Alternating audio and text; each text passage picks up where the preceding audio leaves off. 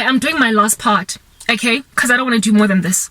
I dread Christmas in the worst way, in a way that I never used to, because I used to love it. I have a massive family like that, you know, that you see in that show, Medea's Family Reunion. There are a lot of people at home. I grew up happy. During Christmases was always an excellent time to enter into. And then the family did what they did to me. And so now Christmases are horrible. I literally compare their involvement in sorcery as that show, The Grinch That Stole Christmas, through their involvement of darkness, through their dabbling in dark arts, ancestral worship, and all that jazz. They be literally made out of themselves the Grinch that stole Christmas. As a result of their bewitching one another, like there be some kind of a cosmic war between them spiritually, and with me being an obviously cursed one among them, there is now no longer an effective Christmas at home, or at least one that's not laughable. And I'm the only person that's keeping it real. Also the only person that's born again all up in this monster. But Christmas morning, how they're always in church, and every so often some of them go to church all year long. And when I had my absence in these Christmases, all of these 4 years, not 4, 8, okay, I don't even know why I halved that. I guess it has swept right by so quickly that it might as well have been just 4 years, because to them it's like nothing, whatever. Like, guys, like they took away my conception of children, like literally the desire I have had ever since I was 22 years old, the desire of many little girls to get married. They just took it just like that. And it is not devastating to them or troubling to watch me just waste away with no purpose to live out as a mom or a wife. These Grinches that stole their own, like, freaking Christmas, every single year glide right by my nose and pretend that this is not even going on.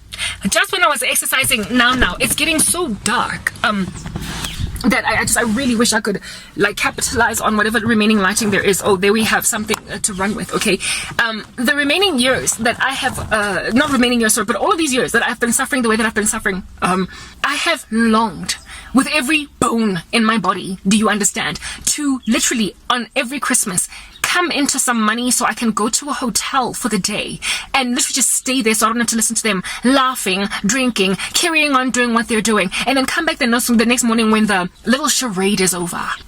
I long with it's my cat. I long with every bone in my body to leave, but I have been financially, of course, you know, strained. So even if I had like a $700 or 1,000 rands in my possession because somebody decided to be generous towards me, I certainly cannot use it to pay for a hotel stay just on that one day, because I need every like ounce of cash that I can use. But I have longed to be away from them. Throughout my exercise, I was languishing. I was in so much pain, wondering, what am I going to do? I wish I could maybe drive to a mall and stay there the whole day until they all disappear. Or, I don't know, just like find somewhere to go, but I have nowhere to go and I don't want to be sitting at a mall all day. Plus it's Christmas, it'll likely be closed. So I'm going to look weird in my car. And so I made a decision, which I am not going to probably stick with because I don't want to mess with my schedule, to stay awake all night on Christmas Eve.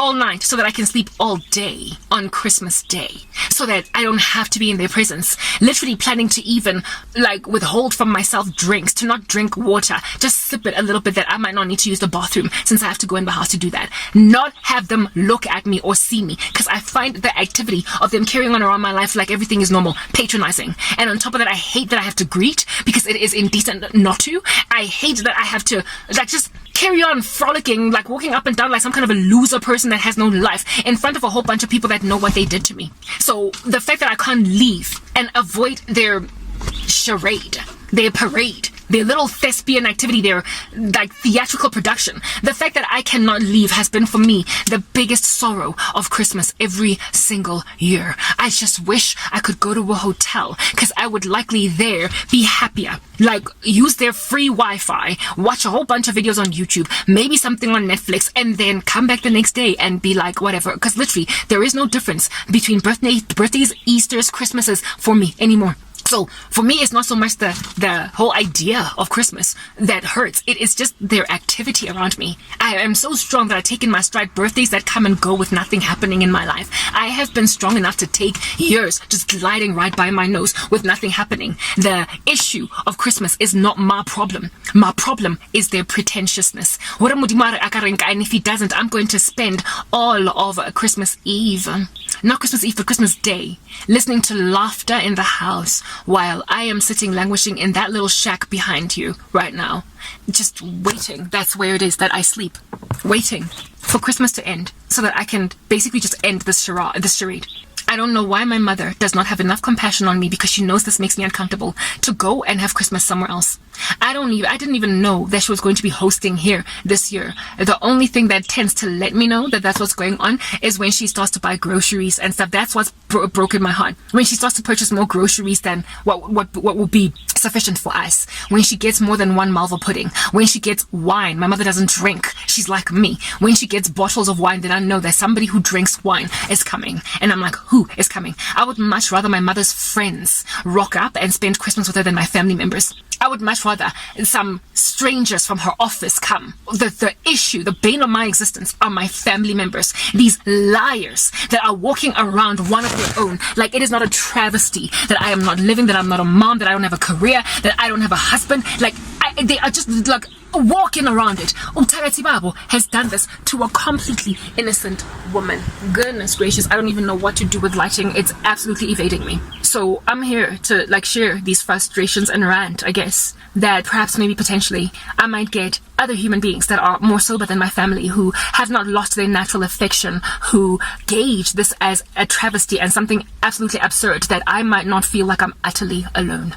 Utterly alone. I hate Christmas with a passion when I used to love it, because the love of many has grown cold. We are living in the last days. Matthew 24. Looks like when I fish light from outside it works. Matthew 24 is running rampant, and so too is 2 Timothy 3. Natural affection has ceased, and people are happy and able to watch their own family members go through what I'm going through. I am not a social recluse. If anything, I'm quite the social butterfly. I do very well with kids, so events like Christmas, where a whole bunch of young ones are running around, tends to get me encircled by them like I'm mother bee and they're bees, or I'm honey and they're bees, or I don't know, I'm like just defecation and their flies. Like, I am a babe magnet. So I make for really great company during Christmas because everybody can just leave their kids with me. That's how I am. So for somebody with that kind of character to be excluded or ostracized from a family set is for that family to not recognize gems among them, and for them to not recognize the travesty of loss of those gems. It is for them to be so seared in their consciences, and to be so handed over to a debased mind, and to be so, I keep on fetching light from back there, and to be handed over to such a reprobate state that essentially the only thing that can correct their insanity is for like a very cataclysmic event, essentially, to rip them into shreds, to overwhelm their pomp. I long that the rapture would happen on Christmas Day, because that would literally be the perfect day to set the record straight. And also at a time when people are in church, like in the mornings. You know how people go to church on Christmas morning? Yeah, for the rapture to happen then, so pastors can get left behind at pulpits during an event that should be taking them. So congregants would be left in their masses in a giant congregation, a big fat chunky, what do they call this thing? Mega church. So most of them will still be there after 1 or 2 or 3 people in that mega church get taken. So literally the one day where people are gathered calling themselves Christians, Silent Night, Holy Night, Randy on Virgin Mother and Child, were as if though that has anything to do with it more than anything. Jesus Christ ought to be seen as Christ crucified as opposed to like a little baby in a manger. But nonetheless, that event, that morning, that Sunday morning, not Sunday, but that Christmas morning, I, for me, imagine would be the best day for the rapture, to separate the wheat from the tares, because they're all going to be in one place. And it is also the one time a year where a whole bunch of unchurched folk that don't generally go to church, that don't care about Christ, go.